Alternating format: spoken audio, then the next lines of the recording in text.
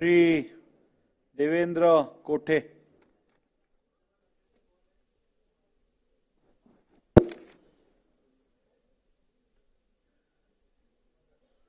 धन्यवाद अध्यक्ष महोदय। सोलापूर शहराला उजनी ते सोलापूर असे दुहेरी पाईपलाईनचं काम अनेक वर्षापासून संत गतीने सुरू आहे। यामुळे उजनी धरण सोलापूर जिल्ह्यात असून सुद्धा सोलापूर शहराला आठवड्यातून एकदा पाणी पुरवठा होत आहे। यासाठी महापालिका प्रशासन कुठेतरी कमी पडताना दिसत आहे। 110 किलोमीटर पैकी 106 किलोमीटरचं काम पूर्ण झालेलं आहे। केवळ 4 किलोमीटरचं काम प्रलंबित असताना देखील हे काम पूर्णत्वास होत नाहीये। त्याचबरोबर महापालिका प्रशासनाच्या वतीने शहराला आज आठवड्यातून एकदा पाणी दिलं जातं।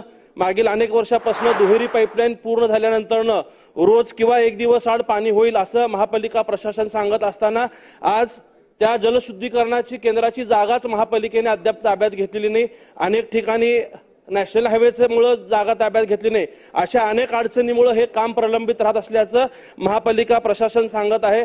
मी सरकारच्या द्वारे महापालिकेला सूचना देऊन हे काम लवकरात लवकर पूर्ण होऊन सोलापूर शहराला नियमित पाणी पुरवठा होण्यासाठी सूचना व्हावेत अशी या औचित्याच्या मुद्द्याच्या द्वारे विनंती करतो।